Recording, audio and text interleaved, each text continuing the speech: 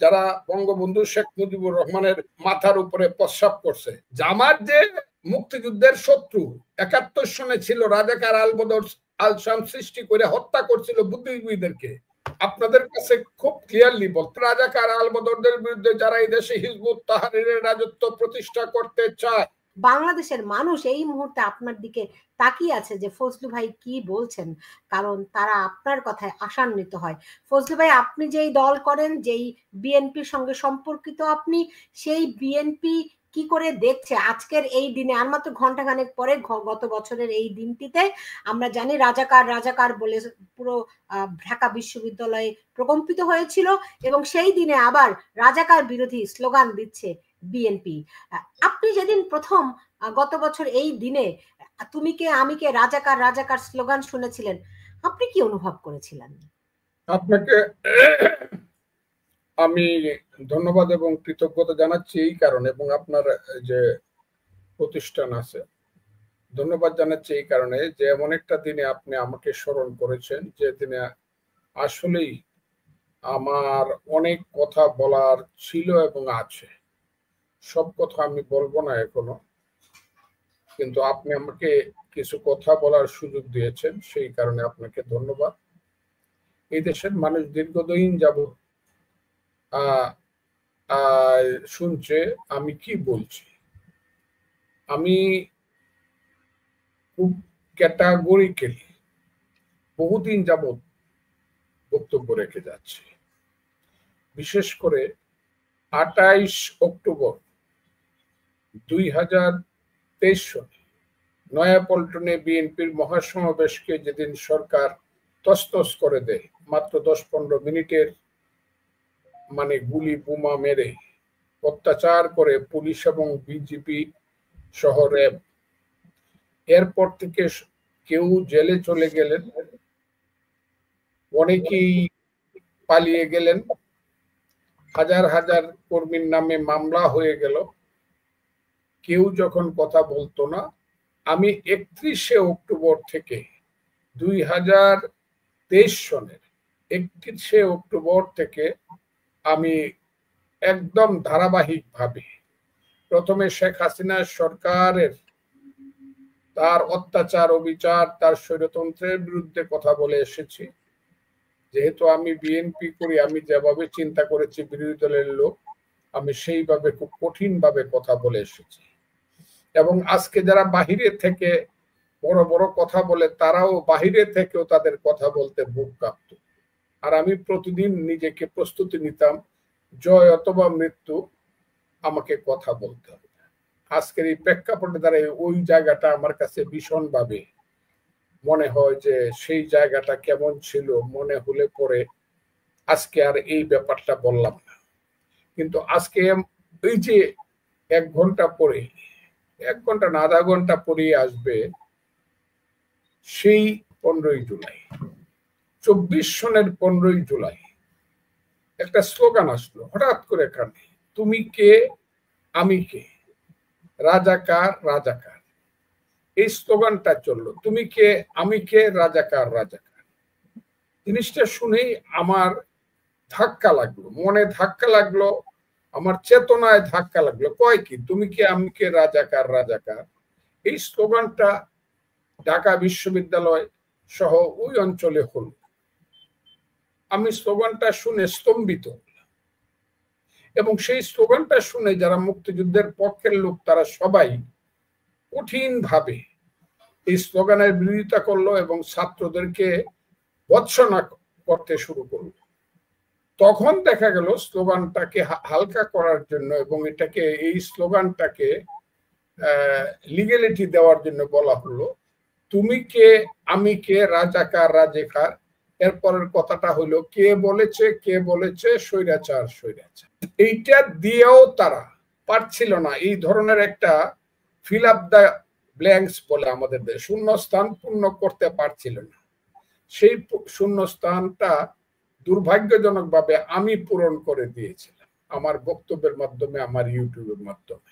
আজকে আমার মনে হয় আমি আন্দোলনটা করে ফেলেছি, আমি আন্দোলনে অনেক কিছু করেছি তা না, কিন্তু ফ্রান্সের যে বিপ্লব হয়েছিল সেখানে রুশু ভল্টেয়ার না থাকলে যেমন ফ্রান্সের সমাজ বিপ্লব রাজনৈতিক বিপ্লব হতো না। এই দেশে কিছু মানুষের চেতনার স্তরে মানুষকে উজ্জীবিত না করলে এই 5ই আগস্টের আন্দোলন এত দ্রুত জয়লাভ করতে পারত না। এখন আমার মনে হয় যে আমি সেই দিন কি প্রতারিত হয়েছিলাম, সেই দিন কি আমি সমস্ত ব্যাপারটাকে ভুল বুঝেছিলাম, আমার সঙ্গে কি তাহলে এটাকে কি মুনাফিকি করা হয়েছে? আমি কি নিজের কানে যে শুনেছিলাম তীরহারাই ঢেউয়ের সাগর পাড়ি দেব রে, আমি যে নিজের কানে শুনেছিলাম এবারের সংগ্রাম আমাদের মুক্তির সংগ্রাম, এবারের সংগ্রাম স্বাধীনতার সংগ্রাম, আমার মুক্তিযুদ্ধের কঠিন সেই গান একটি ফুলকে বাঁচাবো বলে যুদ্ধ করি, এই যে স্লোগানগুলো হয়েছিল এবং আমার সামনে ঢাকা বিশ্ববিদ্যালয়ের মেয়েরা পুলিশের সামনে দাঁড়িয়ে দাঁড়িয়ে দিনে রাতে নিজের জীবন উৎসর্গ করার জন্য যে মেয়েরা এসে বলেছিল বাবাকে বলে এসেছি আমি মৃত্যু পর্যন্ত আমি ঢাকা বিশ্ববিদ্যালয় থেকে আসবো না, যদি মারা যাই তখন আমার লাশটা নিয়ে আসবে। এই যে অধীনকার যে ব্যাপারগুলো যার সঙ্গে আমি যুক্ত ছিলাম, আজকে 5ই আগস্টের পরে যখন আমার মনে হয়েছে এখন এই মুহূর্তে দাঁড়িয়ে 2025 সনের আজকে হলো 14ই জুলাই রাত 11:30, সেই প্রেক্ষাপটে দাঁড়িয়ে আমার মনে হচ্ছে আমাকে কেউ কি রাজনীতি কি আমাকে প্রতারণা করেছিল?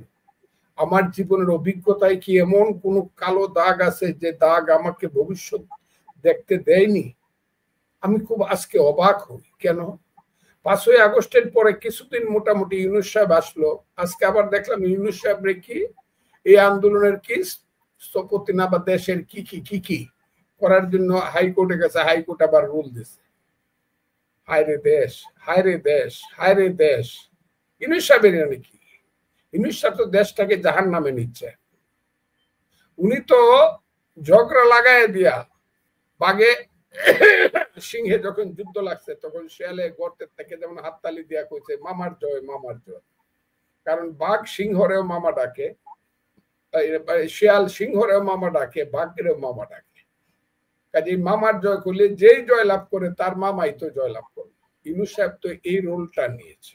দেশে যখন এখন আগুন লেগেছে, তার দিনের বন্ধুরা এবং রাতের বন্ধুরা যখন যুদ্ধ লেগেছে তখন উনি হাততালি দিয়ে বলছে মামার জয়, মামার জয়। কার জয় হয়? যার জয় হয় তখন তিনি বলবেন আমি তো হাততালি দিয়ে আগেই বলছিলাম মামার জয়, আপনি তো আমার মামা। সেই ইউনূস সাহেবকে আবার কি কি স্থপতি টপতি ঘোষণা করতে হবে? হায়রে দেশ। এটা আবার হাইকোর্ট আবার রুল দেয়। হাইকোর্টের ব্যাপারে আমি কিছু বলবো। হাইকোর্ট আমার মহান, হাইকোর্টের রুলের ব্যাপারে আমি বিরোধিতা করতেছি না, কিন্তু এটা রুল দেওয়াটা কতটুকু যুক্তিযুক্ত আমি তাই বলছি। এখন যখন আমি দেখি যে আমি প্রতারিত হয়েছি, এখন খুব ক্লিয়ার, এবং সেই প্রতারণাটা আমি বলছি গত 6 মাস যাবত ক্লিয়ারলি বলছি। 4-5 মাস ইউনূস সাহেবকে দেখছি, কিছু কিছু সমর্থনও করছি, তা না তাও না। আমি এমনও বলছি ইউনূস সাহেব হলো তৃতীয় বিশ্বের 10 জন প্রধানমন্ত্রীর চেয়ে উঁচু। উনি আমাদের দেশের নেতৃত্ব নিয়েছেন, আমি খুব গর্বিত, এগুলো বলেছি আমি। কিন্তু পরে যখন দেখলাম আমার সমস্ত ধারণাই ব্যক্তি সম্পর্কে, কারণ ওনাকে আমি ব্যক্তি হিসাবে চিনতাম না, কিন্তু পরে যখন দেখেছি ওনার সম্পর্কে আমার সমস্ত রিডিংসটা ভুল হয়েছে, মনে মনে লজ্জিত হয়েছে। আমি শুধু বলতে চাই আজকে 1 বছর পরে এই 15ই জুলাই এসে আমার মনে হচ্ছে ওই দিন স্লোগান দেওয়া হলো তুমি কে আমি কে রাজাকার, সেই রাজাকার স্লোগানটা তারা সঠিকভাবে দিয়েছিল এবং বিশ্বাস করিয়ে দিয়েছিল, এবং তারা কিছুদিন পরেই বলা শুরু করলো আরে 5ই আগস্টকে আমরা তাড়াতাড়ি ইলেকশন দিয়ে গণতন্ত্র আনার জন্য দিছি, 5ই আগস্টকে আমরা এই দেশে এমনি চলে যাব, আমরা এই দেশের পরিবর্তন করব, সংস্কার করব, ইত্যাদি ইত্যাদি করব। 47 আমাদের প্রেরণা, আর 24 হইলো আমাদের নতুন স্বাধীনতা, আর 71 হইলো ভাইয়ে ভাই একটা ঝগড়া, এবং সেই ঝগড়াটা লাগাইছে ইন্ডিয়া খুব খারাপ, দিল্লি সেই ঝগড়া আমাদেরকে উস্কায়া দিছে, আমরা ভাই ভাই আলাদা হয়ে গেছি। কয়েকবার যখন বলেছে আমি তখন মনে করেছি আমার দল যখন নীরব, সব যখন নীরব, অন্যান্য লোকেরা যখন ভয়ে ভীত, তখন আমার কাছে মনে হয়েছে কেন পান্থ ক্ষান্ত হও হেরি দীর্ঘ পথ। আমার কাছে মনে হয়েছে কুকুরের মতো বেঁচে থাকার চেয়ে বাঘের মতো এক মরে যাওয়া অনেক ভালো। কাজে আমি সেদিন হাত তুলে বলেছিলাম, এই রাজাকারের বাচ্চারা, আল বদরের বাচ্চারা, এখনো কিন্তু মুক্তিযোদ্ধারা জীবিত আছে, আমরা কিন্তু জীবিত আছি, খুব সাবধান রাজাকারের বাচ্চারা। এবং পর্যায়ক্রমিক ভাবে প্রতিদিন প্রতি মুহূর্তে রাজাকার বিরোধী বক্তব্য আমি দিয়েছি। সেই কারণে অনেকের কাছে আমি ভুল বুঝাবুঝির শিকার হয়েছি। এমনকি আমার দল আমাকে সবটা সমর্থন করতে চায়নি।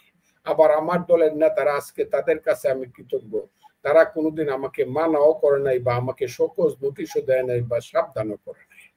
কাজে আমার মনে হয়েছে আমার কথার সঙ্গে উপরের স্তরে আমার যে দল, আমার নেতৃত্ব, সেই নেতৃত্ব আমাকে নেগেট করছে না। কিন্তু মধ্যবর্তী এবং নিচের স্তরের কিছু নেতৃত্ব যারা এমপি মন্ত্রী হতে চায়, এবং জামাত একটা এই আলবদরের বাচ্চাদের দল, সব জায়গাতে দেখবেন ছাত্রলীগের ভিতরে ঢুকছে, আওয়ামী লীগের ভিতরে ঢুকছে, গোপনে ঢুকে ওখানে জয় বাংলা স্লোগান দিছে, আবার সময় মতো আয়সা এদেরকে গুলি, জয় বাংলার বিরুদ্ধে দাঁড়ায় তাদেরকে গুলি করে হত্যা করছে, হাসিনাকে দেশ ছাড়া করছে। এদের প্রায় অধিকাংশ লোক, জামাতের অধিকাংশ আলবদরের বাচ্চারা এখন বিএনপি তো আছে বলে আমার মনে হয়। এর একটা উদাহরণ আমি দিই, বিএনপির নেতারা যদি আমাকে বলে এটা কেমনে বললেন, এই পরশুদিন পর্যন্ত এক আলবদরের বাচ্চা, আমি যাকে 6 মাস আগে বলেছি, এই আলবদরের বাচ্চা তুই নাকি মালয়েশিয়া থাকোস, তোর চেহারাটা দেখলি তো মনে হয় তুই আলবদরের বাচ্চা, তুই আবার নামের আগে ডক্টর লাগাস, তুই তো আলবদরের বাচ্চা, তুই কস বিএনপি করি। বিএনপির নেতারা আমাকে বলছে এটা আপনি কি বলেন, সে তো বিএনপির লোক। কিন্তু আজকে প্রতিষ্ঠিত হয়েছে সেই আলবদরের বাচ্চা বিএনপি 4 দিন আগে একটা সিট থেকে নমিনেশন নিছে জামাতের ক্যান্ডিডেট পার্লামার্কা নিয়ে। কাজে বোঝা গেল জামাতের ক্যান্ডিডেট হইতে পারে, জামাতের কেন্দ্রীয় নেতারাও বিএনপির ভিতরে ঢুকে ছিল এবং এখনো আছে। কাজে অনেকেই জামাতের প্রতি দুর্বলতা ছিল। কিন্তু কালকে যখন, গতকাল এবং পরশুদিন একটা ঘটনাকে কেন্দ্র করে যখন আলবদরের আসল রূপটা বের হলো, রাজাকারের আসল রূপটা বের হলো, মায়ের পেটে জন্মগ্রহণ করে মাকেই খেতে চায় যে সেই নিমক হারামরা, সেই জারজরা, তারা যখন তাদের আসল রূপটা বাইর করে রাজপথে স্লোগান দিতে শুরু করলো, কি শুরু করছে আপনারা জানেন। প্রথমে বাইরেলো ওই চরমোনার লোকজন একদম নেতাদেরকে নিয়ে শয়ে শয়ে বাইরে হইলো, কি হাসিনা গেছে যে পথে তারেক যাবে সে পথে, এই স্লোগান শুরু হলো। আচ্ছা, এই স্লোগানটা তো মোটামুটি রাজনৈতিক, এরপরে যে কত কত কুৎসিত স্লোগান হলো এটা আমার মুখ দিয়ে আসবে না। এরা বেজন্মা বইলা, বিদেশে কিছু বেজন্মা আছে কুকথা বলে, বেজন্মা, এদেরকে আমি বেজন্মা বলবো, এদের বাপ হলো থাকে পাকিস্তানে, ওই পাকিস্তানিদের ছেলেরা বিদেশে থেকে ইউটিউব চালার, এখানে কিছু পাকিস্তানের ছেলেরা আছে যারা স্লোগান দেয় 1 2 3 4 ইত্যাদি ইত্যাদি, অথবা গাছের ডালে খাওয়া, তারেক রহমান ইত্যাদি ইত্যাদি। আমি কথাটাও বলতে পারবো। আমার শুনে মনে হয়েছে মানে এর চেয়ে ঘৃণিত কোনো কাজ এই দেশে, তারেক রহমানের দোষটা কি? এরপর দেখলাম হঠাৎ করে ছাত্রদের কিছু জারজ শহীদ জিয়ার ছবিটাকে মাটির মধ্যে পাড়াইয়া পা দিয়া পাড়াইতেছে, আগুন জ্বালাই দিয়ে, আরো কত ধরনের স্লোগান ম্যাডামের নামে। যে ম্যাডাম এই কিছুদিন আগে 11ই জুনের আগেই বলছে এই ইউনূস সাহেবের সঙ্গে শত্রুতা করা যাবে না, মিলেমিশে থাকতে হবে, ম্যাডামের এখন অসুস্থ অবস্থা, উনি চায় ওনার সন্তান যাতে কোনো বিপদে না পড়ুক। সেই ম্যাডামের নামে কুৎসিত স্লোগান, এগুলা শুনে শুনে আমার কাল জ্বালাপালা হয়ে গেছে।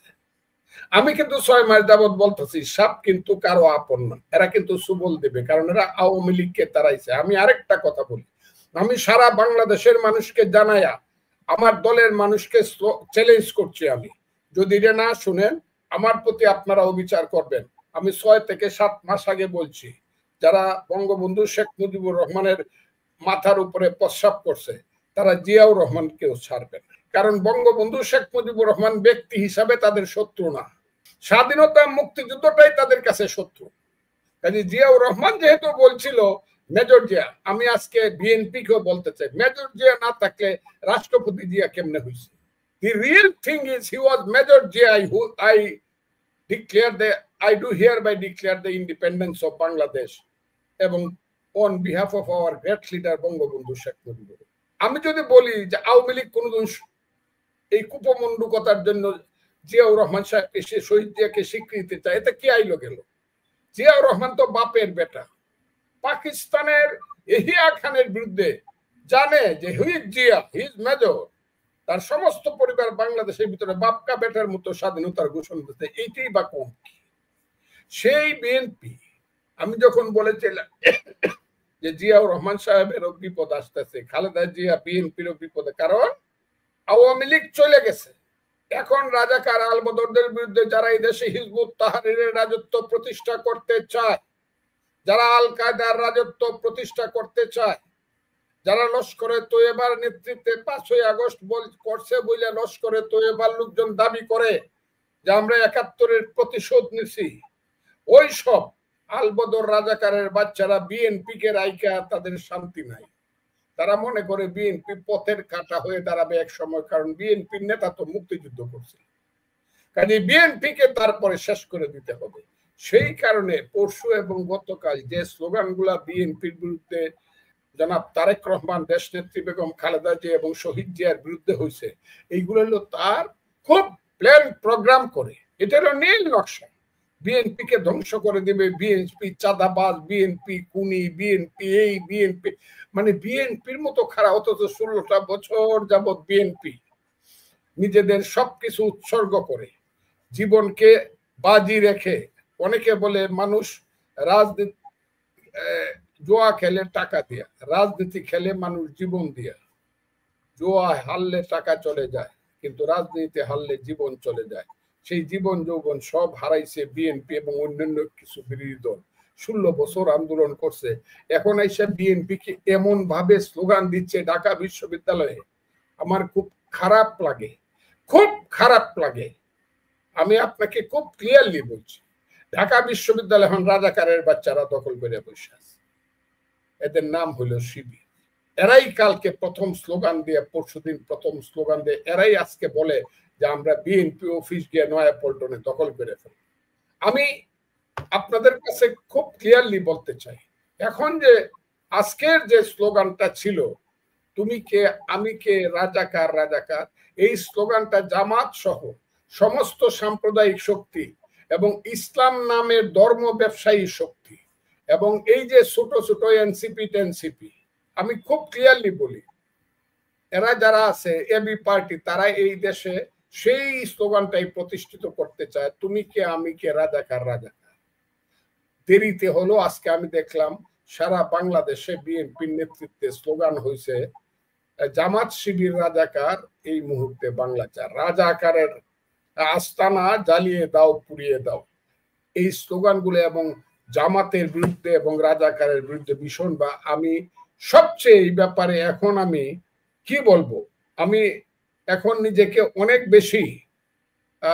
বেশি বিশ্বাসী মনে করি, এই কারণে যে আর যাই হোক এই দেশটা রাজাকারের হাতে যাবে না, কারণ বিএনপি নিজেকে এখন বুঝতে পারছে এবং চিনতে পারছে যে জামাত রাজাকাররা কোন শ্রেণীর সাপ এবং শত্রু, এবং দেশটা খুব ক্লিয়ার হয়ে, এবং আমি মনে করি এই দেশটাকে মুক্তিযুদ্ধের পক্ষে রাখতে হবে। 5ই আগস্ট যা হয়ে গেছে সেইটাকে যদি এই দেশে ফিরিয়ে আনতে হয় নতুন দিন, তাহলে নিশ্চিতভাবে তারেক রহমানের সঙ্গে ইউনূস সাহেব যে কথা দিয়েছিলেন, যে কথা থেকে সরার জন্য ইউনূস সাহেব এইসব করতেছে বলে আমি মনে করি। কারণ ইউনূস সাহেব গত 2-3 দিনে একটা কথা বলেন, উনি খুব নীরব, দেশে এত কিছু হয়ে যাচ্ছে উনি খুব নীরব, কোনো কথা বলেন। ইউনূস সাহেবের উচিত হলো দ্রুত নির্বাচন দেওয়া, ডিসেম্বরের মধ্যে প্রস্তুতি নেওয়া, ডিসেম্বরের মধ্যে ইলেকশন দেওয়া, উনার সরে যাওয়া উচিত। এবং রাজনীতিবিদদের হাতে ক্ষমতা আসুক, রাজনীতিবিদদের হাতে যদি দেশের দায়িত্ব না আসে এই দেশ ঠিক হবে না। ইউনূস সাহেবরা চক্রান্ত করিয়া সেন্ট মার্টিন দিয়া দিবে, চট্টগ্রাম বন্দর দিয়া দিবে, করিডোর দিয়া দিবে, আরো অনেক কিছু দিয়া দিবে, কিন্তু দেশ ঠিক। অনেকগুলো বিষয় আপনার কাছে আমার জানার আছে। ধরেন বিএনপির সঙ্গে জামাতের সম্পর্কটা ঐতিহাসিক, নানান কারণে ঐতিহাসিক, আপনিও জানেন, আমি জানি, সবাই জানে। মানে তারা ওই যে তারেক রহমান নিজে বলেছিলেন জামাত হচ্ছে কি তাদের যমজ ভাই, তাই না? সো এখন কি জামাতের সঙ্গে এই প্রথম আমরা দেখলাম যে জামাতের বিরুদ্ধে বিএনপির সবাই স্লোগান তুলছে, তো এটা কি দীর্ঘস্থায়ী হবে? কিন্তু বিভিন্ন সময় আবার তারা কি আসল শত্রুকে চিনতে পারবে নাকি? অনেকে আবার এখানে বিভিন্ন জন মন্তব্য করছে যে জামাত এবং বিএনপির সম্পর্ক হচ্ছে স্বামী স্ত্রীর মতো, ঝগড়াঝাটি লাগে, ভোটের রাজনীতিতে তো আবার তারা জোটবদ্ধ হয়ে যায়। আমি আপনাকে খুব ক্লিয়ারলি বলি, বিএনপি, আমার ধারণা, আমি বিএনপির ভিতরে থেকে যতটুকু ফিল করি, যদিও আমি বিএনপির সাংগঠনিক শক্তির ভিতরে অতটা না, কিন্তু বিএনপির নেতা কর্মীদের এবং যুব শক্তি এবং ছাত্র শক্তিকে আমি যতটুকু চিনেছি এবং তাদের যে বক্তব্য আমি পাই থ্রো ইউটিউব, থ্রো মেসেজ, আপনি চিন্তাই করতে পারবেন না। আর কালকে পরশু তার আগের দিন এবং প্রতিদিন প্রায় বিএনপির যুবক ছাত্রদের সঙ্গে আমার দেখা হয়, কেউ না কারো সঙ্গে দেখা, এবং প্রত্যেকেই আমাকে ধরে বলে আপনি যা করতেছেন এটাই ঠিক আছে। আমি তো বললাম যে জামাত যদিও বিএনপির ভিতরের মধ্যে অনেক বেশি পলিউটেড করছে, অনেক বেশি, গত ওই 2001 সনের পর থেকে অনেক বেশি জামাত আওয়ামী লীগের ভিতরে ঢুকে নাই, ঢুকছে কিনা বলেন? এই যে আজকে সার্জিস আলম, এই যে সাপের বাচ্চাগুলা, এরা কি? এরা দুইটা বক্তৃতা আজকে আমি শুনতেছিলাম বঙ্গবন্ধু সম্পর্কে, সার্জিস আগে কি বক্তৃতা করছে আর এখন কি করছে আপনারা তো শুনেন নিশ্চয়ই। সাপ, এবং এরা হলো রিয়েলি এরা হলো জামাতের ডালপালা, এদের কি এনসিপি বলে তো লাভ নাই, এদের সৃষ্টি তো হচ্ছে ওখান থেকে, জামাত থেকে এদের সৃষ্টি। হাসনাত বলেন ও বলেন, এরা তো ছাত্রলীগের ভিতরে ঢুকে বসেছিল, বিএনপির ভিতরে নাই, এটা কে বলবে? আমি তো উদাহরণ দেখাইলাম, জালকাঠি একটাকে যে নমিনেশন নিছে কি ডক্টর ফক্টর রাজাকারের আল বদরের বাচ্চাগুলা, এগুলা তো বিএনপি করছে, কইছে আমি বিএনপির নেতা। কাজেই একটা বিএনপিকে কিছু বিভ্রান্ত করতে পারছে এবং হয়তো বা আগামী দিনে করবে, কিন্তু আমি খুব ক্লিয়ারলি বলতে চাই, আপনার প্রশ্নের টোটাল উত্তর না দিয়ে বলতে চাই, আজকে আওয়ামী লীগ এই দেশে নাই, রাজনৈতিক ভাবে নাই, আমি কথাটা বললাম। আদর্শগত ভাবে ওই যে আমি বলি যে বাঙালি রাজনীতি, বাঙালি যতদিন থাকবে আওয়ামী লীগের ওটা থাকে আদর্শিক রাজনীতিটা, এটা পরের ব্যাপার। ওই যে আমি আরো বলি, আপনিও আমার প্রতি, আপনারা হয়তো বা রাগ করেন যে আওয়ামী লীগের আলেখতে 10 বছর লাগবে, সাংগঠনিক ভাবে আমি বলছি। ইভেন ইলেকশনে আইলেও আওয়ামী লীগের যে বড় বড় নেতারা, এরা কিন্তু মানুষের কাছে গিয়া বলতে পারবে না যে আমারে ভোট দেন, কারণ তারা যা করছে মানুষ পছন্দ করে না, বা মানুষ তাদেরকে দেখতে পারবে না। আমি এই কথাটা বলছি, আওয়ামী লীগ বেশ কিছুদিন রাজনীতি থেকে, অ্যাক্টিভ পলিটিক্স থেকে বাংলাদেশে অনুপস্থিত থাকবে, সেইখানে জামাত, আলবদর, রাজাকার, মোল্লা মৌলবীরা এবং স্বাধীনতা বিরোধী শক্তি, এইসব এনসিপি মিলে টিলিয়া এরা স্বাধীন 71-এর বিরুদ্ধে স্ট্যান্ড নিছে। 71 নাই, এখন 71 কে বলবে? বিএনপি যদি না বলে যে না আমার 71, আমি আমার দলে কালকে দেখলাম এই কথাটা আসতেছে না, বিএনপি যদি না বলে যে না 71 আমাদের নেতা এবং আমাদের দলের অনেকেই, এখনো জাতীয়তাবাদী মুক্তিযোদ্ধা দল আছে, বিএনপিতে অনেক মুক্তিযোদ্ধা আছে, গত 10 বছর যাবত আমি মুক্তিযোদ্ধা দলের প্রত্যেকটা মিটিং এ যাই, অনেক মুক্তিযোদ্ধা বাংলাদেশে, তারা কিন্তু এইসবের সাথে নাই, তারা কিন্তু 71-এর সাথে। বিএনপি যদি 71 জায়গাটাতে যদি নিজে না দাঁড়ায়, এইখানে যেমন পৃথিবীতে কোনো কিছুই গ্যাপ থাকে না, এই গ্যাপটা পূরণ করার জন্য, মুক্তিযুদ্ধের গ্যাপটা পূরণ করার জন্য আর একটা শক্তি এখানে আসবে। আমি কথাটা খুব ক্লিয়ারলি বলে দিলাম।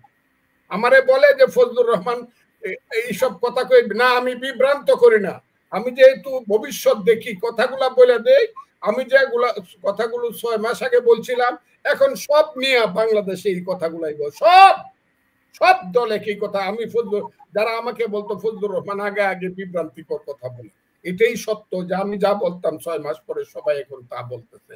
এবং আগামীতে আমি বলছি, বিএনপি যদি না বলে যে আমরা মুক্তিযুদ্ধের পক্ষের শক্তি এবং মুক্তিযুদ্ধের পক্ষেই আমরা, অনেকগুলা কাজ কিন্তু বিএনপি করছে মুক্তিযুদ্ধের পক্ষে, বিএনপি না থাকলে কিন্তু ওই যে আলী রিয়াজ বলছিল 72-এর সংবিধানটাকে ডিল মারে ফেলাই দিত, কিন্তু বিএনপি কিন্তু এটা করতে দেয় নাই। এমনকি বিএনপির প্রতি কৃতজ্ঞতা। ফজলু ভাই, বিএনপির এই যে আজকের অবস্থানটি, ধরেন জামাতের বিরুদ্ধে, এনসিপির বিরুদ্ধে আজকে বিএনপি যে অবস্থানটি নিয়েছে, এটি কতখানি রাজনৈতিক আর কতখানি আদর্শিক? আগে রাজনৈতিকটাই হোক না, আদর্শিকটা তো আস্তে আস্তে হবে, নতুন প্রজন্ম আস্তে আস্তে আসবে। এখন রাজনীতিতে তো আপনারা বলেন শেষ কথা বলে কিছু নেই, রাইট? তাইলে আজকে ধরেন যেটা আমরা দেখে আসছি, এই যে জামাতের সঙ্গে গাঁটছাড়া ভাব, আবার সময় মতো তারা ঐক্যবদ্ধ হয়ে যায়, রাইট? তো এটাই যদি রাজনীতি হয়ে থাকে, তাহলে আজকে যদি আপনি রাজনীতির কথা বলেন, তাহলে আজকে তারা বিরোধিতা করছে, কালকে আবার দেখবো যে আবার জোটবদ্ধ হয়ে গেছে, রাইট? কিন্তু বাংলাদেশের রাজনীতিতে বিষ বাষ্প এই দল আপনি বলছেন, তাহলে ওই রাজনৈতিক সিদ্ধান্তটিকে আগে নেওয়া দরকার নয় যে এই দলের সঙ্গে কেউ নাই? না, আমি মনে করি না। বিএনপির মতো একটা লিবারেল ডেমোক্রেটিক পার্টি, এটা একটা প্ল্যাটফর্ম হিসাবে এখন অনেকটা আছে।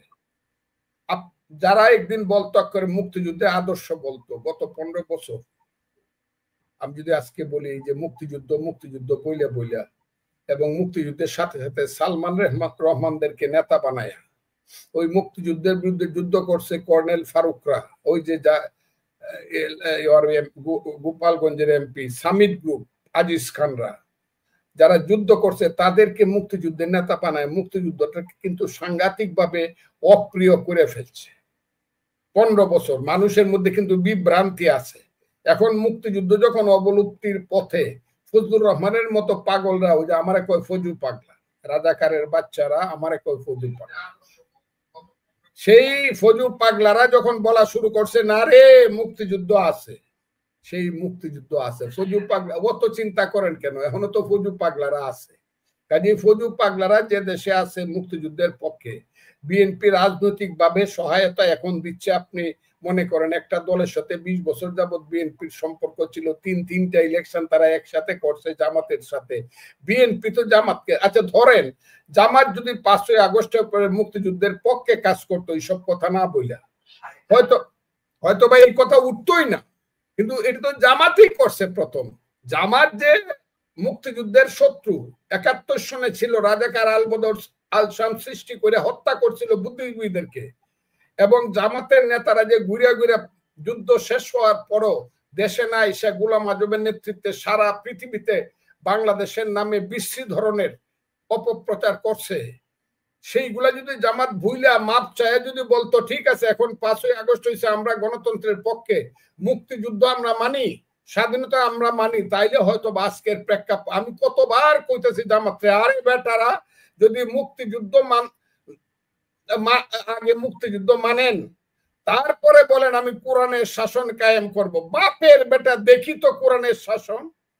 বিএনপি যদি খালি একটা হাত দিয়ে আঙ্গুল দিয়ে টিপ দিয়ে ধরে রাখে, দেখি তো কয় পার্সেন্ট ভোট পায় মৌলানা ধর্ম ব্যবসায়ীরা, আমি এদেরকে ধর্ম ব্যবসায়ী বলছি, সব ধর্ম ব্যবসায়ীদেরকে তো দেখবো কত পার্সেন্ট ভোট পায়, আমি দেখে ফেলবো তো। বিএনপি খালি হাত দিয়া টিপ দিয়া ধরে রাখবে, আর বিএনপির আশেপাশে যে লোকজন আছে, বাম হোক ডান হোক, যারা মুক্তিযুদ্ধের পক্ষের লোক, তাদেরকে নিয়ে যখন বিএনপি চলবে, তখন দেখা যাবে ওই যে ধর্ম ব্যবসায়ীদের শক্তি কত এখন থেকে দেখা যাবে। আমি খুব ক্লিয়ারলি বলতেছি। এখন আপনি বলবেন বিএনপি কি আদর্শিক ভাবে আছে কি নাই, সে আদর্শিক ভাবে আছে কি নাই সেটা তো ভবিষ্যতে প্রমাণিত হবে, কিন্তু রাজনৈতিক ভাবে তো এখন স্ট্যান্ড নিছে বিএনপি। আল জামাত শিবির রাজাকার এই মুহূর্তে আমরা বিএনপিকে নানাভাবে স্ট্যান্ড নিতে দেখেছি, কিন্তু সেই স্ট্যান্ড তারা ধরে রাখতে পারেনি সেটাও দেখেছি। ধরেন আপনি খোকা ভাইয়ের ছেলে, একজন মুক্তিযোদ্ধা, বিএনপির মধ্যে যেই মুক্তিযোদ্ধা ধারাটি, খোকা ভাই তাদের মধ্যে অন্যতম ছিলেন, সাদেক হোসেন খোকা। ইশরাক হোসেনকে বিএনপি ব্যাকিং দিল ঠিকই, কিন্তু শেষে এসে ইশরাক হোসেনের পক্ষে আর থাকলো না, রাইট? আমরা দেখলাম যে ওই 3 উপদেষ্টার পদত্যাগ দাবি করলো, রাইট? ইশরাক হোসেনকে মেয়র বানাতে হবে দাবি করলো, কিন্তু শেষ পর্যন্ত কি হলো? বিএনপি কি পেল? কিছুই না। এবং এই ধরনের ভুল যদি বিএনপি আরো করতে থাকে, আমি আপনাকে জানি না এই ধরনের বিএনপি, কারণ আমার কাছে মনে হয়েছে, আমি বিএনপির সমস্ত সিদ্ধান্ত মানবো, কিন্তু আমার কাছে ব্যক্তিগতভাবে মনে হয়েছে যে ছেলেটা সূর্যের মতো ঢাকা শহরে উঠতেছিল, আমি বারবার ওর নাম বলি ইশরাক, সে একটা হিজ এ রাইজিং সান। আপনি সান SON সান বলেন আর SUN সান বলেন, হিজ এ রাইজিং সান। সেই ছেলেটাকে সাংঘাতিক ভাবে অপমান করা হচ্ছে। এটা অন্যভাবেও তাকে ঘরে বসানো যাইতো, যাতে তারও মান থাকতো, বিএনপিরও মান থাকতো।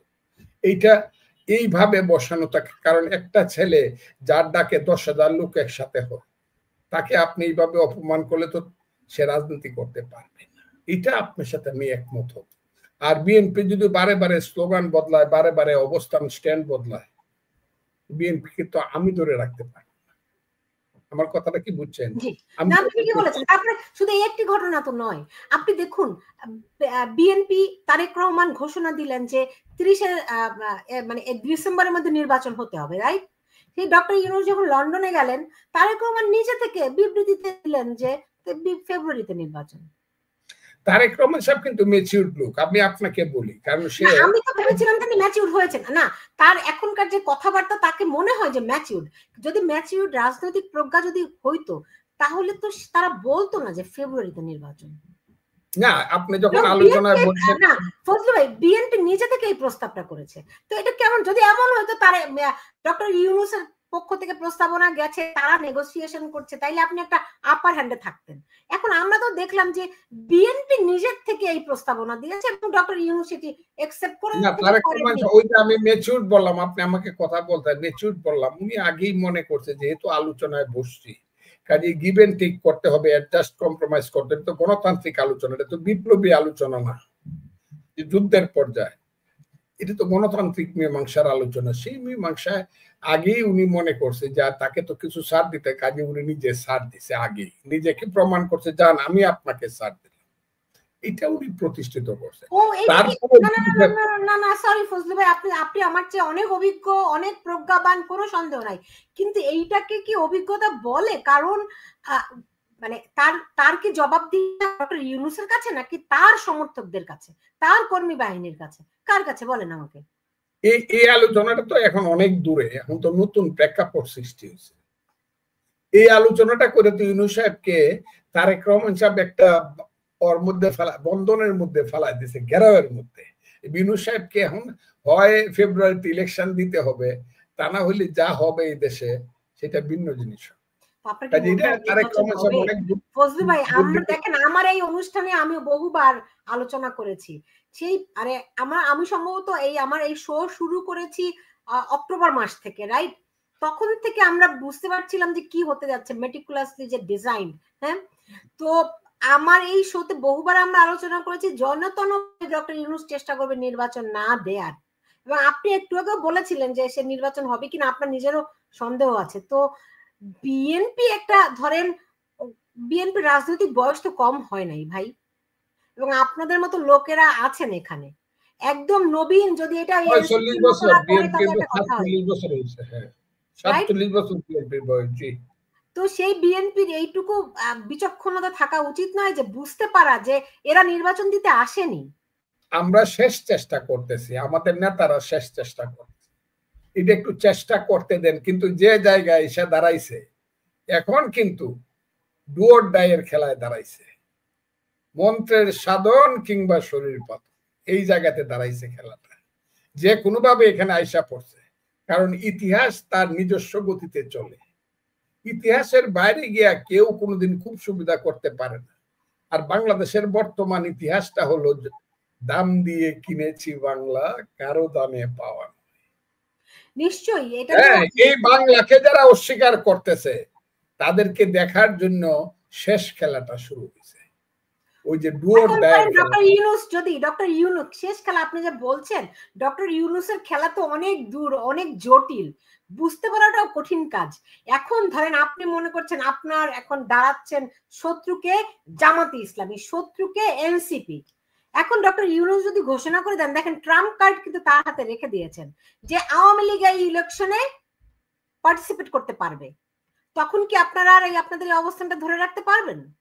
আওয়ামী লীগ ইলেকশনে পার্টিসিপেট করবে তো পারবে কিনা আমি এপ্রিহেনশনের উপরে কোনো কথা বলবো না। আমি একটা হাইপোথেসিস দিলাম যে ধরেন ইলেকশন কমিশন বলল এই নির্বাচনে, আগামী নির্বাচনে আওয়ামী লীগ অংশগ্রহণ করবে, হাইপোথেটিক্যাল থটের উপরে আমি কোনো কথা বলবো ওকে হোক, তারপরে বলবো। কিন্তু আওয়ামী লীগ আসতে পারে, আওয়ামী লীগ আসবে, আওয়ামী লীগ আসতে পারে বা আসবে, যতই হোক একটা আমি এটা আমার কথায় আমার দলের মধ্যে আলোচনা করব, এটা এখানে বলবো না যে আওয়ামী লীগ আসবে কি আসবে না। আসলে বিএনপি দেশের কতটুকু সুবিধা বা অসুবিধা, আমি চাই না, একটা কথা মনে রাখবেন, চাই না এই কথা পাইবেন না বাংলাদেশে। আমার কথাটা শুনে এলেন আপনি। আমি জানি ইলেকশন হইলে কি হবে, আল্লাহর রহমত। আমি আল্লাহকে উপরে, ইলেকশন হইলে যতই বিএনপির নামে ওই সাদাবাজ দান্দাবাজ সাদা উস্তে পল্টনের টাকা যায়, যতই কুৎসিত কথা বলা হোক, মিথ্যা কথা বলা হোক, ইলেকশনে কিন্তু বিএনপি আল্লাহর রহমতে ক্ষমতায় আসবে, দায়িত্বে আসবে। আর যদি এখানে আমি কথাটা শুনে এলেন আপনি, এটা যদি না হয় আমাকে পরে বলেন। যে আমি আবারও বলছি, এখনো ইলেকশন হইলে 3 মাস 6 মাস পরে ইলেকশন হলো, বিএনপি প্রাথমিকভাবে ক্ষমতায় আসবে। আমি কথাটা খুব বোঝার চেষ্টা করি। কিন্তু যদি আওয়ামী লীগ না কোনো ফোর্স, অন্য কোনো ফোর্স না আসে, তাইলে সেকেন্ড আসবে মোল্লা মৌলবীরা, ধর্ম ব্যবসায়ী, সেকেন্ড পজিশন। এখন যে পজিশনে আছে, আওয়ামী লীগ যদি ইলেকশনে না আসতে পারে, তা আসবে ধর্ম ব্যবসায়ীরা, এবং বিএনপি ফার্স্ট হবে। যত পিছনেই হোক, ধর্ম ব্যবসায়ীদের দলটাই সেকেন্ড হবে। এটা কিন্তু বাংলাদেশের জন্য একটা থ্রেট আগামীতে, আমি কথাটা বলে দিলাম। এটা কিন্তু বাংলাদেশের জন্য, যে জামাতের নেতৃত্বে ধর্ম ব্যবসায়ীরা বাংলাদেশে প্রধান বিরোধী party, it's a threat for Bangladesh liberation war, বাংলাদেশের মুক্তিযুদ্ধের জন্য একটা থ্রেট। এটা সবাইকে ভাবতে হবে, যারা মুক্তিযুদ্ধে যারা বিশ্বাসী। এটা বিএনপি কে সবচেয়ে বেশি ভাবতে হবে। আমি কথাটা বললাম, এই কথাটার জন্য যদি কেউ আমার ভুল বুঝে, আবারও বলছি, এখন যেভাবে ইলেকশন করতে চাচ্ছে ইউনূস, একদিকে হলো বিএনপি আর একদিকে হলো ধর্ম ব্যবসায়ীরা আন্ডার দ্য লিডারশিপ অফ জামাত। আওয়ামী লীগ আসবে না, আওয়ামী লীগ না আসুক, এটা আমি চাই। আমিও চাই যে আওয়ামী লীগ আপাতত ইলেকশনে না আসুক, কিন্তু মধ্যবর্তী যদি ওই যে বাঙালি জাতীয়তাবাদের পক্ষে, বাঙালি রাজনীতির সংস্কৃতি রাজনীতির পক্ষে কোনো শক্তি না আসে, তাইলে সেকেন্ড হবে কে? আওয়ামী লীগ না আসলে সেকেন্ড হবে জামাত সহ ধর্ম ব্যবসায়ীরা। তখন কিন্তু বাংলাদেশের মুক্তিযুদ্ধের একটা থ্রেট প্রতি মুহূর্তে, প্রতি সেকেন্ডে থাকবে। এটা বাংলাদেশের সবাইকে ভাবতে হবে। তো ফজলু ভাই, যদি তাই হয়, এখন ধরেন বিএনপি প্রথমে আওয়ামী লীগকে নিষিদ্ধ করার প্রশ্নে খুব কড়া অবস্থান নিল, যে না, এটা হবে না। যেই না নিষিদ্ধ করলো, অমনি মির্জা ফখরুল ইসলাম আলমগীর খুব বাহবা দিলেন। হ্যাঁ, এরকম করে প্রত্যেকটা স্টেপে তারা একরকম সিদ্ধান্ত নেয়, এরপরে যখন ডক্টর ইউনূস তার উল্টো সিদ্ধান্ত নেয়, তখন তারা এসে হাততালি দেয়। মানে এই গিমিক তাদের তৈরি করার কারণটি কি? আপনি বলছেন, আমার প্রশ্ন শেষ করিনি। সেটি হচ্ছে, আপনি বলছেন আপনিও চান আওয়ামী লীগের নির্বাচনে না আসুক, আপনি বলছেন আপাতত না আসুক। আবার আপনি এটাও বলছেন যে যদি এরা আওয়ামী লীগ না থাকে, বিএনপি ক্ষমতায় যাবে এবং জামাত সহ ধর্মীয় দলগুলো সেকেন্ড হবে, এবং সেটি বাংলাদেশের জন্য, বাংলাদেশের স্বাধীনতা মুক্তিযুদ্ধের জন্য ভয়ঙ্কর একটা পরিস্থিতি হবে। ভয়ঙ্কর। আপনারা স্ববিরোধী করছেন কেন ভাই? আমি স্ববিরোধী করলাম কেমনে? আপনি চান আওয়ামী লীগ না আসুক নির্বাচনে, আবার আওয়ামী লীগ নির্বাচনে না আসলে বাংলাদেশের যে বিপর্যয় হবে, আপনি কি চান বাংলাদেশের বিপর্যয় হোক?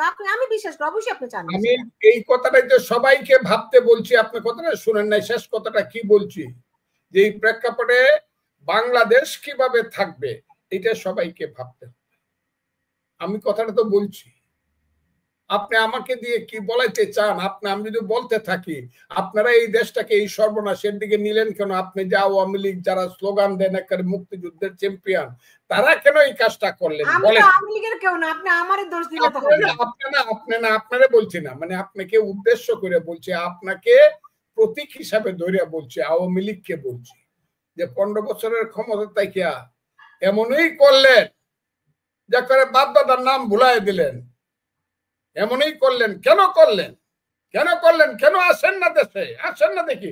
একটা লোক বাংলাদেশে নাই আওয়ামী লীগেরা বলবে, বড় গলার লোক, বড় গলার, ছোটরা কইতে পারে খুব চুপে চাপে।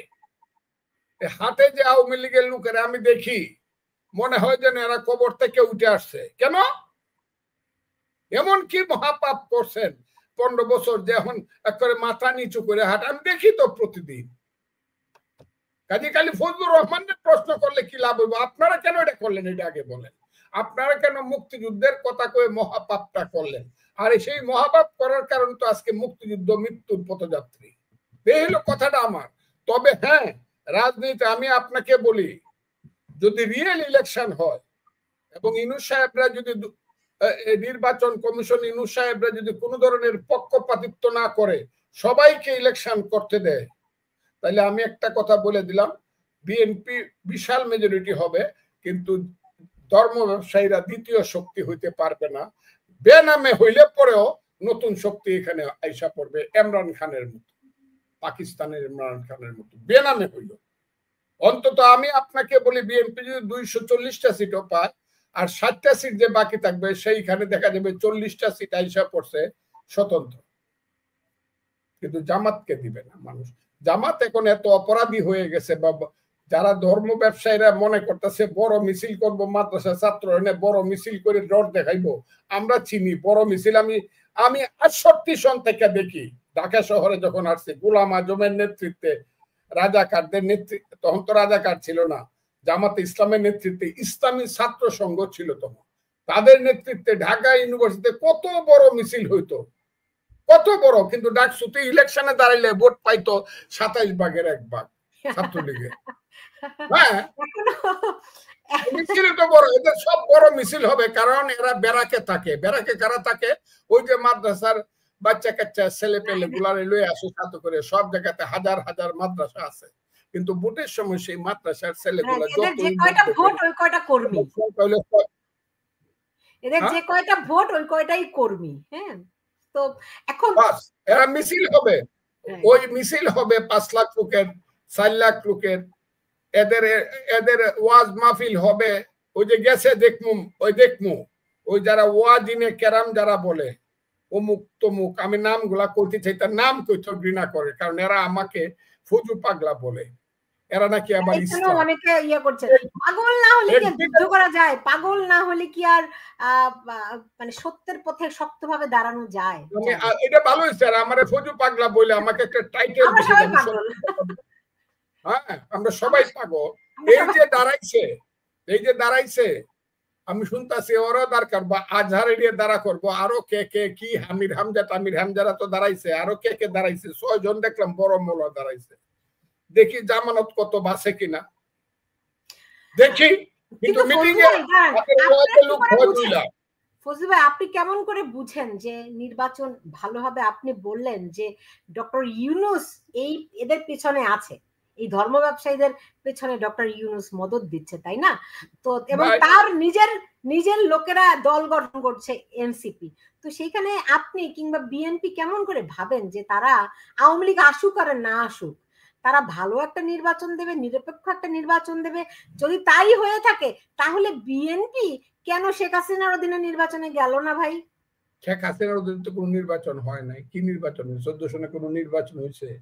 ও, তাহলে সেই নির্বাচন যে এখন ইউনূসের আমলে হবে না, আপনি how do you know that? ইউনূসের আমলে আর শেখ হাসিনার আমলে একটা না।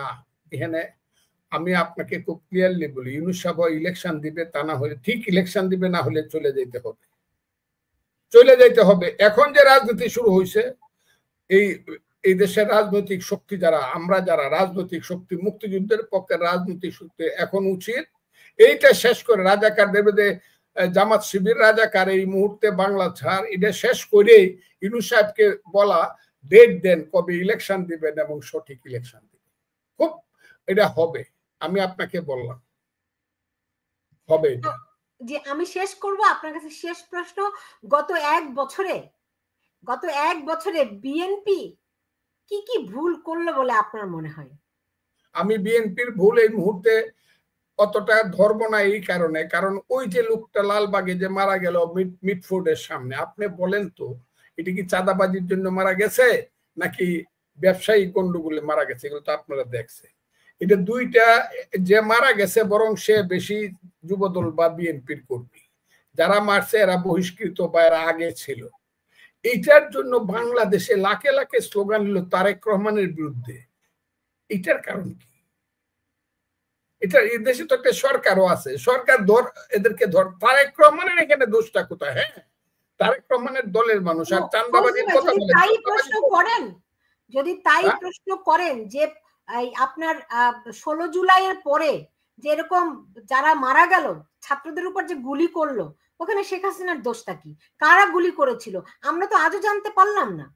না, শেখ হাসিনা এইখানে প্রশাসনিক প্রধান, প্রশাসনিক সরকারি প্রশাসনিক প্রধান, তার হাতে বন্দুক ছিল, সন্দুক ছিল, মিলিটারি ছিল, সব ছিল। তারেক রহমানের কাছে আছে শুধু সংগঠন। সে ইচ্ছা করলে শুধু এক্সপেল করতে পারে, কোন লোককে জেলেও দিতে পারে না, তার চাকরিও নষ্ট করতে পারেন, কারণ সেই প্রশাসনিক দায়িত্ব তার। হ্যাঁ, এটা বলতে পারতেন তারেক রহমানকে। যদি তারেক রহমান বাংলাদেশের প্রধানমন্ত্রী হইতো এবং তার দল যদি এইসব করতো, আপনি তারেক রহমান 1000 বার স্লোগান দিতে পারতেন। কিন্তু এখন তো তারেক রহমান শুধু রাজনৈতিক প্রধান, সে তো রাজনীতির কি করছে না, সঙ্গে সঙ্গে এক্সপেল করে। এর চেয়ে বেশি কি করব তারেক রহমান?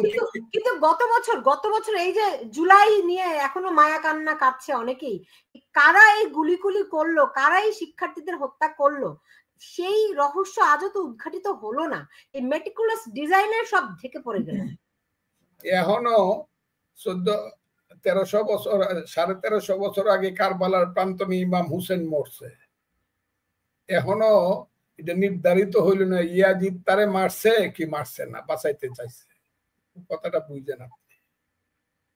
হ্যাঁ, এখনো ইয়াজিদের পক্ষে কিন্তু লোক আছে। ইয়াজিদের বংশরাই কিন্তু এখন সৌদি আরব শাসন করে, উমাইয়ারা, ওয়াহাবিরা। কথাটা বুঝছেন? কাজেই ইতিহাসের সমস্ত বিচার কিন্তু একদিনে হয় না, কিন্তু একদিন প্রতিষ্ঠিত এবং প্রমাণিত হবে যে 5ই আগস্টটা এইটা কুয়াশাচ্ছন্ন এবং ধোঁয়াশাচ্ছন্ন ছিল, এবং এখানে মানুষকে এবং এখানে বিশেষ করে মুক্তিযুদ্ধকে খুব প্রতারণা করা হচ্ছে। এটা একদিন প্রতিষ্ঠিত হবে। এখনই খুঁজেন কেন আপনি? 100 বছর, 100 বছর 1757 সনে সিরাজউদ্দৌলা আর মীর জাফরের যুদ্ধ হয়েছে। মীর জাফর জিতছে, সিরাজউদ্দৌলা হারছে। সিরাজউদ্দৌলার লাশটা মুর্শিদাবাদ শহরে গাড়ির পিছনে করে ঘোরানো হয়েছে। এই যে তোমাদের বিশ্বাসঘাতক নবাব, এই তার শাস্তি, নবাব মীর জাফর কি জয়। 100 বছর পর্যন্ত স্লোগান হয়েছে। 1857 সনে সিপাহী বিপ্লবের সময় স্লোগান হয়েছে সিরাজউদ্দৌলাই দেশপ্রেমিক, মীর জাফর হইল বিশ্বাসঘাতক। 100 বছর লাগছে সিরাজউদ্দৌলা দেশপ্রেমিক হইতে, মীর জাফর বিশ্বাসঘাতক। মানুষকে একটু সময় দেন, ইতিহাসকে একটু সময় দেন। আপনার কি মনে হয় ফজলু ভাই এই ইতিহাসের দায় মোচন, এটাকে আমি বলি ইতিহাসের দায় মোচন, এটি কি খুব 1 বছরের মধ্যে ফিরে এলো কিনা, আপনি দেখেন কিনা সেটি? কারণ আজকে যেই দিনে ঢাকা বিশ্ববিদ্যালয় প্রকম্পিত হয়েছিল তুমি কে আমি কে রাজাকার রাজাকার বলে, আজ সেই একই দিনে এই রাজাকারের বিরুদ্ধে স্লোগান উঠেছে। বিএনপি করেছে, কিন্তু স্লোগান তো এই একই দিনেই উঠেছে। এটা ইতিহাসের বিচার। এইটাই আমি কথাটা কই শেষ করতাম, আপনি কয়ে ফেললেন কথাটা। তুমি কে আমি কে রাজাকার রাজাকার, এইটা হয়েছিল 15ই জুলাই। হ্যাঁ, আর এই 15ই জুলাই বা 14ই জুলাই স্লোগান হইতেছে জামাত শিবির রাজাকার এই মুহূর্তে বাংলা ছাড়। এটা হলো ইতিহাসের বিচার, মাত্র শুরু হয়েছে। আমি কেন আপনি বিশ্বাস করেন না? ইতিহাসের বিচার হবেই, বিচার হবে, অবশ্যই বিশ্বাস করি। তবে বিচার হবে। তবে একটা জিনিস আপনাকে বলি, খুব ক্লিয়ারলি বলি, যে আওয়ামী লীগ যে কোনো কারণে তার অন্যায় অপরাধ যত কিছু হয়ে থাকুক, আওয়ামী লীগ যে অবস্থায় গেছে সেই অবস্থায় যাওয়া ঠিক ছিল। এত একদম হয়ে যাওয়া আর কি, এদেরকে খুঁজেই আর পাওয়া যায় না, করে সাউন্ড নাই, সাউন্ডলেস আওয়ামী লীগ। আমার কথাটা বুঝে না। এইটা হওয়ার কারণেই এখন রাজাকার শক্তি যে বলছে হাসিনা গেছে সেই পথে, তারেক যাবে সেই পথে। কথাটা বুঝেন আপনি? এইটা দিছে হইলো মোল্লারা, আরো বিশ্রী দিছে। আর ইঞ্জিনিয়ারিং ইউনিভার্সিটি আর ঢাকা ইউনিভার্সিটি স্লোগান দিছে হাসিনা, কি যে বিশ্রী স্লোগান দিছে, হাসিনারে তারাইছি, তারেকরে কি করবো, এগুলো চিন্তা করতে পারবেন না দিছে। কিন্তু যদি আওয়ামী লীগ এত লুকি না দিত, রাজাকাররা এত তাড়াতাড়ি তারেক রহমান বা বিএনপির বিরুদ্ধে এই ধরনের স্লোগান দেশা। কিন্তু এখন আবার বিএনপি আবার অন্তত এইটা আইসা গেছে যে রাজাকারের হাতে দেশ ছাড়া যাবে না। এটার জন্য একটু অপেক্ষা করতে হবে। বিএনপি জিয়াউর রহমান সাহেবের দল যত কথাই বলেন, এইভাবে ওইভাবে অনেক কথা বলতে পারে। জিয়াউর রহমান তো ই করছে, সবাইকে নিয়ে অ্যাডজাস্ট কম্প্রোমাইজ করছে, রাজাকার এইগুলো সব বলেন। বলার পরও কিন্তু দিস ইজ এ ফ্যাক্ট যে জিয়াউর রহমান ওয়াজ এ গ্রেট ফ্রিডম ফাইটার। কাজেই তারপরে তিনি মুক্তিযোদ্ধা ছিলেন, কোনো সন্দেহ নাই, কিন্তু অনেক প্রশ্ন তো তাকে নিয়ে রয়েছে। তিনি রাজাকারদেরকে প্রতিষ্ঠিত বাংলাদেশে করেছেন। বলবেন বলে আগে আমি বলে ফেলছি, এইটা তো আরেক প্রশ্ন। আমি শেষ করব। তিনি অনেক কিছুর ভাগিদার তিনি, কিন্তু আজকে যেই প্রান্তে এসে বাংলাদেশ দাঁড়িয়েছে এবং বিএনপি যেখানে মুখোমুখি, সেখানে আমার মনে হয় ইতিহাসের ওই দায় মোচনের জায়গাটিতে বিএনপি যদি সত্যি সত্যি এখন কার্যকর পদক্ষেপ নিতে পারে, এই রাজাকারদের বিরুদ্ধে সত্যি ভালো পদক্ষেপ নিতে পারে, তাহলে সম্ভবত সেই জিয়াউর রহমানের দায় মোচন তারেক জিয়া করতে পারবেন। ইতিহাস বলবে, সময় কথা বলবে, সেই প্রত্যাশা রেখে আজকে বিদায় নিচ্ছি। অ্যাডভোকেট ফজলুর রহমান, আপনি ভালো থাকুন এবং দর্শক আপনারাও যারা আমাদের সঙ্গে ছিলেন সবাই ভালো থাকুন।